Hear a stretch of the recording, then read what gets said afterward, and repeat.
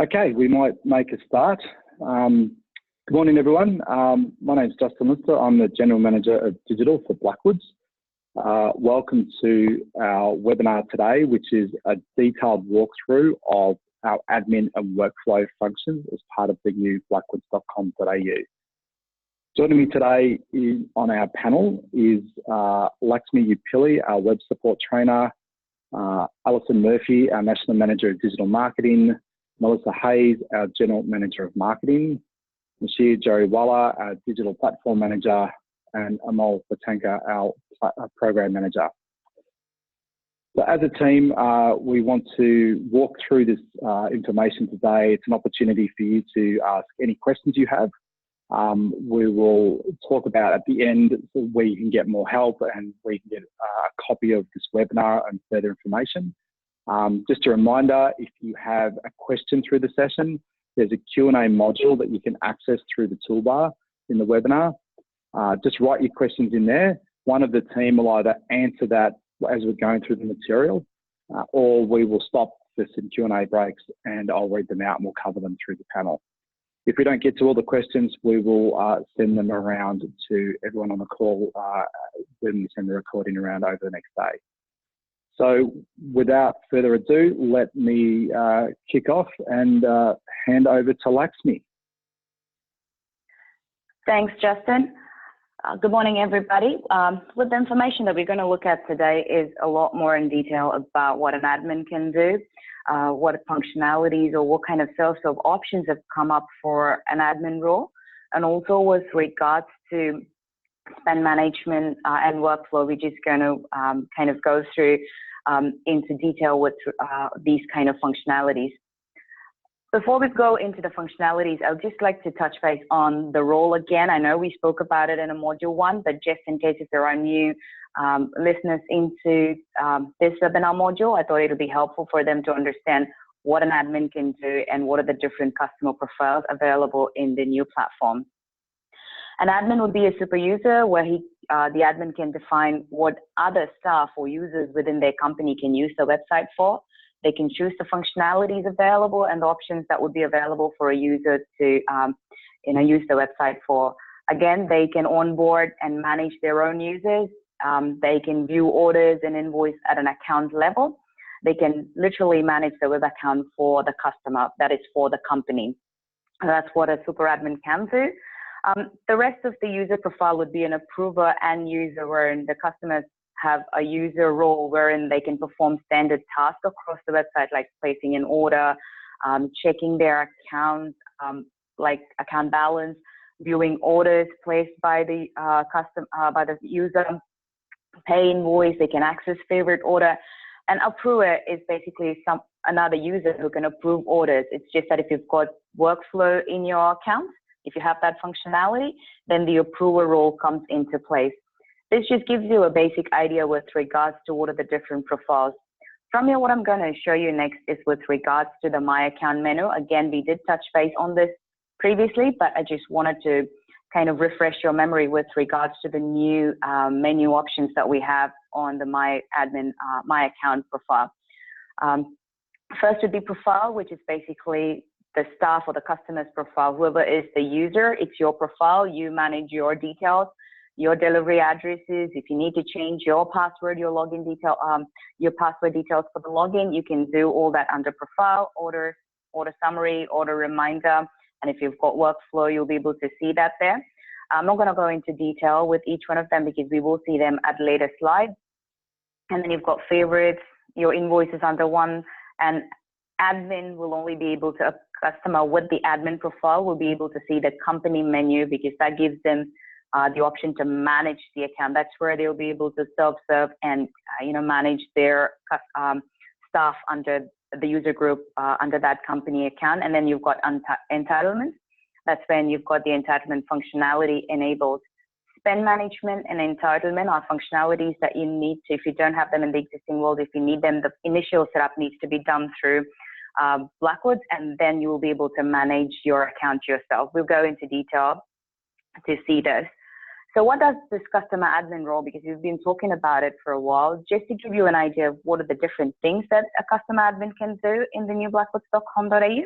they do have the self-serve option. They can create new users. When we say users, that's your staff. If you have new staff joining in and you want to assign them to a particular group or a role, you want to assign any product view if you've got, you can do all that. You can onboard them. You can manage if you need to change, say someone's in purchasing and then move to a different role. So you want to change what kind of functionalities would go based on their role. You could do that. You could also reset password. You can send reset password links for your user. You can update contact details on behalf of your staff when requested. You can deactivate users when they're no longer with the business. So that way it gives you governance with regards to, only active staff within your business are using the account. You will be able to view orders and invoice, again, both online and offline for that associated account being an admin. Another option is the spend management option, where you can assign permissions, that is business rules for workflow. There are different levels of permissions, which we will see at a later stage. And also you can assign and manage cost centers, and you can assign and manage budget to those cost centers. What's new is the budget, where you can assign, saying for this particular cost center, there was a budget of X amount for that period. So they can go ahead and use it. And if it goes beyond, if they've gone past or exceeded their budget, you can put permissions in place, so that way an approval needs to be, a requisition can be raised and an approver can go through it to see. So that way it's more easier to manage the spend for you. And again, if you have entitlement, you can create and manage entitlement roles, entitlement product sets, and you can adjust entitlement for users, say when the items are returned, or if a purchase is made offline, you can make those adjustments. Entitlement will be covered at a different module of this webinar. We're going to talk only about spend management and the customer admin role at this stage, to keep it minimal and easier for you to go through those information. So we're going to start looking at the self-serve options for an admin, where we're going to see how you can make users, create users, how do you manage them, how do you view who are the users within your company. We'll see all that in the forthcoming slides. First thing is, anyone would like to know who are the users within their business. So that would be the first thing you would see under company. When you see under users, you will get a list of all users within the business. That is all staff that have access to the web. If they have left the business or you want to deactivate the user, you can always do that. You do have the option of a toggle button where you can say they're active or an inactive person based on their profile, whether you need them to have web access or if they've left the business. If you need to add new users, you could do that from this page too. You do have the option to add users, or if you've got new users who've joined, a few of them, you can do all that from here. Next thing is basically when you create a user. So we've clicked on add user, and a user creation screen comes up for you, where you can go ahead and start adding their profile details. You can say what kind of user role they would be having. Will they just be a user, an approver, or do you want to give them an admin right? Just remember, if you're giving admin rights to a person, they will get access to all the information. So just remember, there is a lot more of responsibility when it comes to an admin. So make sure you're just using the right user role. You can create user groups, so that way it's easier to assign everything together. If you've got a catalog or a product view, you can assign that here for them. And if you've got an entitlement role, you can choose that entitlement role. And if you've chosen a user, you do have the option to add an approver. So that will give you a complete user creation and management, and you can always edit. This will be the same screen that you will come for editing. Say you need to make some changes for that customer, you can do that over here too. And next thing is cost center maintenance. This is where you start creating cost centers, or if you've got existing cost centers, you'll be able to see them. You can again say a particular job's done, you don't need that cost center anymore, you can disable that. And from here, you can assign, if you click on those cost centers, you can see what are the assigned budget against those cost centers. You can see that too. What we've got available in the new website is order level cost center. And at a line level, cost center has been replaced by free text. If you need cost center at a line level for the order, it will be free text. You just need to key it in. So that's the option with regards to cost center maintenance. And the next thing that we are going to talk about is budget maintenance. Budget is new, as I said before. It just gives you the option to put a dollar amount against those cost centers. So that way you'd be able to monitor the spend and govern the spend. So when you go into the budgets, that gives you the different budgets associated to the cost centers and to the account. And if you need to make any changes, you will always be able to click on those budget lines and then make those changes. So you will associate the budget to a cost center to make it easier for you to track.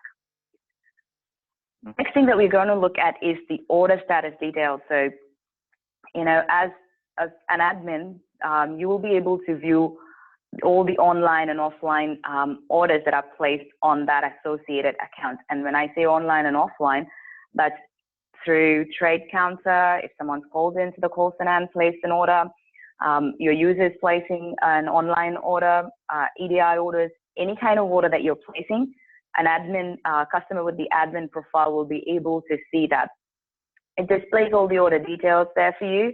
And also with regards to it, you will see, you'll have the option to add previously purchased products. To say if there is a cart that you see there and you want to reorder it, you know, the order status detail gives you the option. And this option is given to both a customer having user profile and an admin profile.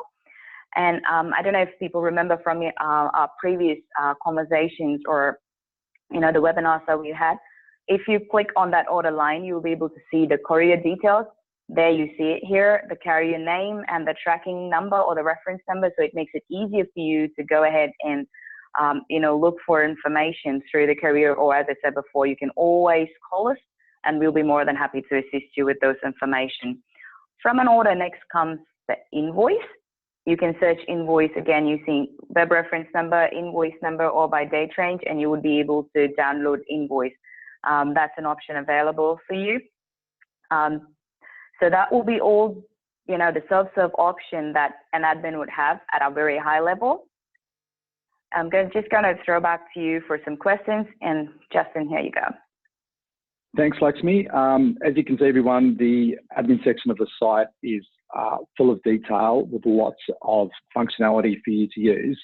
As I mentioned at the top of the call, if you have any questions, use the Q&A section. You can access it through the toolbar and write in any questions there. Just to kick us off, Damien's asked, how far back can I go to access invoice information? So Nasheed, do you want to handle that one? Sure, Justin. So in terms of the retrieval of the orders and the invoices, it dates back to historical transaction or till 3 years. And the date range in which they can pull the transaction is based on 90 days window. Thanks, Nosh. Elizabeth has asked, will our existing profiles be carried across? So Elizabeth, we covered some of that in the introduction webinar, but in simple terms, yes, all the profile information for all customers will be carried over, particularly customers who've logged in over the last 18 months or their logons, specific views of contract baskets and products will be carried over and will be live on day one of the new website. Okay, Lakshmi, just in the interest of time, we'll have another Q&A section at the end of the webinar. If you've got any in the meantime, please write them in. But right now, I'll throw back to Lakshmi to keep walking us through the site. Thanks, Justin. Okay. So far, we've seen about the self-serve options that's available for the customer admin profile. What we're going to see next is with regards to spend management and workflow. We will look into workflow, the business rules or permissions available, and how requisition and approval look in the new website. That's what we're going to cover in the next couple of minutes. With the spend management, it just gives you a better governance on the spend. So our customers, you know, can kind of have a better governance and also be able to manage their spend, so that way they know who's spending what, and when there are approvals needed, you know, you can use the right business rules to go ahead and help you with that. Again, users can raise requisitions, which can be approved or rejected by the approvers based on, you know, which kind of permission has been exceeded. They can do that. The next thing, as I said, there are different permission levels for each workflow, just to make sure your business guidelines for ordering via the web is met by your staff. That can definitely be taken care of. And you can assign and monitor budget against each of these cost centers, thus controlling the spend of users just to ensure everybody is spending within the limit. I'm just going to go through the workflow rules and permissions that are available in the new website. We currently have about 3, but in the new website, we'll have 6. The types of permissions, I'll just go through them on a very high level, but we'll give you an understanding of how you can kind of, manage the spend. Line level limit is basically putting a limit with regards to what each line item should cost. So you can say, if there is a line item that's more than $50, then a requisition needs to be raised. I'm just giving you a random dollar amount there just to give you an example. Same is the case with the order level limit. You can say if the order is more than $200, then a requisition needs to be raised so the approver can have a look at it, assess the order, and then approve it or reject it based on the requirements. And if the user within the cost center has exceeded their budget, and then they can send a requisition wherein the approver again can have a look at it and see, yes, this is required, let's go ahead, or if they need to make any adjustments that can be done. If they have exceeded their entitlement, if the user who's placed the order has exceeded their entitlement level, then they can raise a requisition. So that way, if you choose this business rule, then when there is entitlement, if they have gone past their entitlement levels, then you will get an approval, a requisition raise, and the approver can go ahead and again assess it. Again, the next thing would be buying non-contracted items, because time and again, there might be a requirement for you to buy a non-contracted item. But if you want to be in the know that your user are buying non-contracted items, this would be very useful.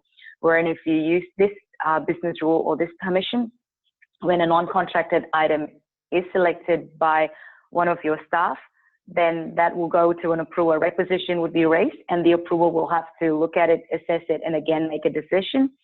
And the next thing is purchase frequency, where you can decide what frequency your user or your staff can purchase. Say, for example, you can say this user can make a purchase for this amount in a period, like on a monthly basis, they can do this much. It's like basically putting a budget, but with a frequency, so you can track with regards to how frequently they're ordering, and it helps you with regards to managing the orders in the system.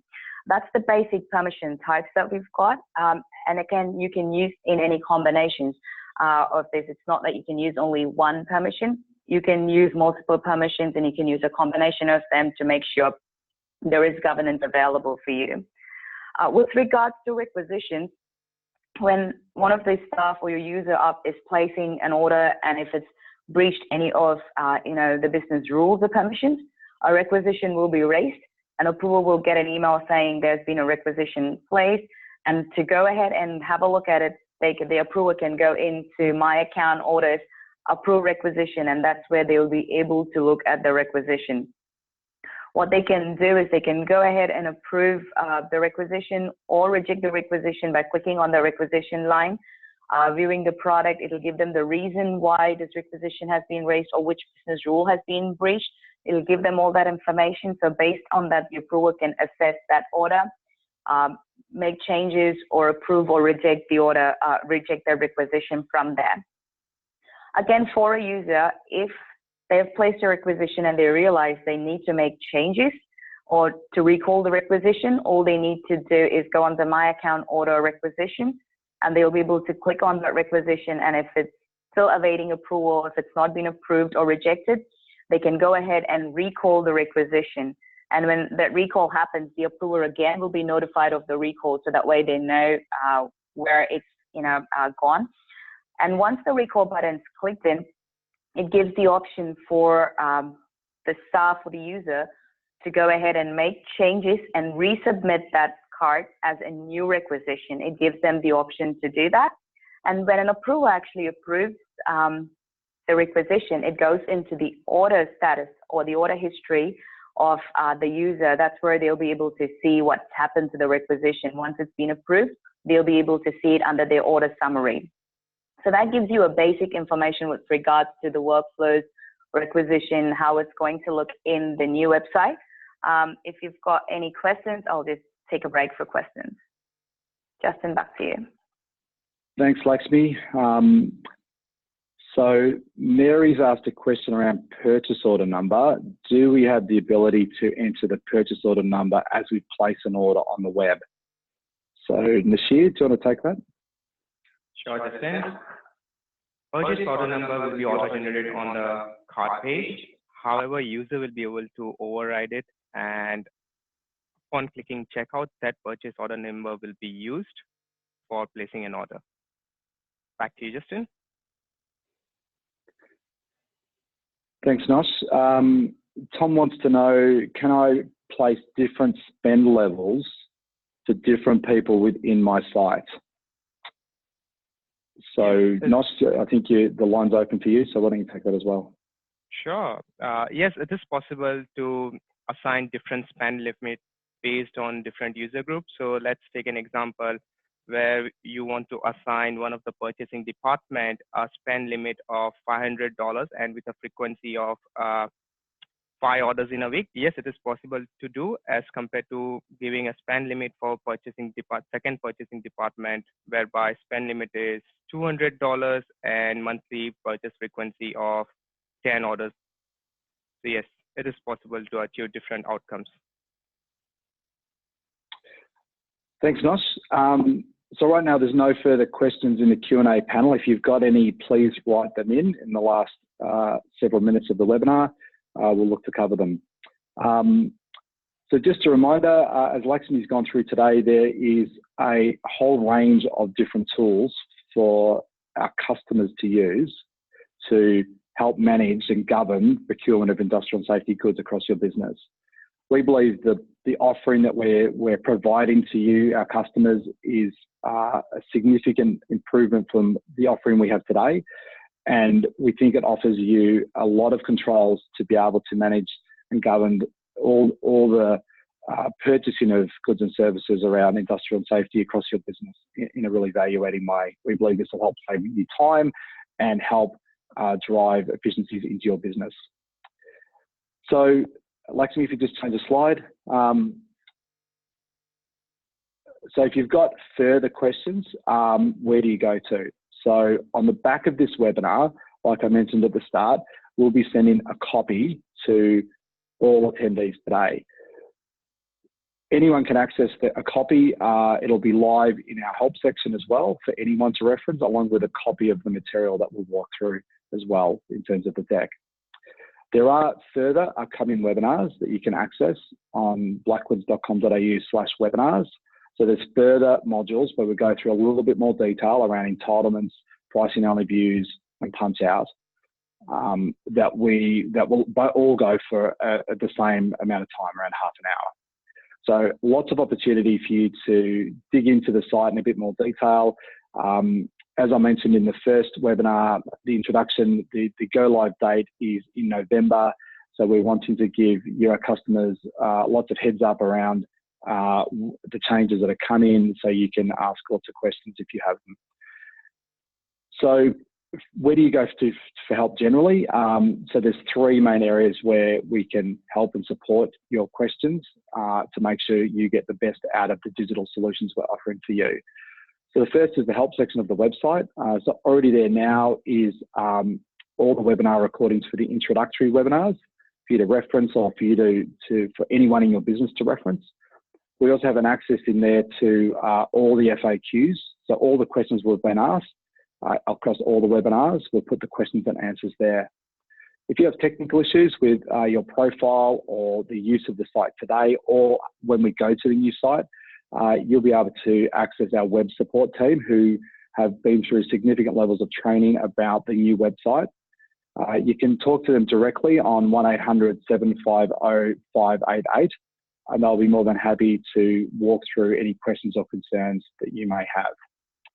And thirdly, of course, you can speak with your account manager. So we've been working with our account management team, and they've been through several training sessions as well to guide them and build their knowledge of our new blackwoods.com.au experience.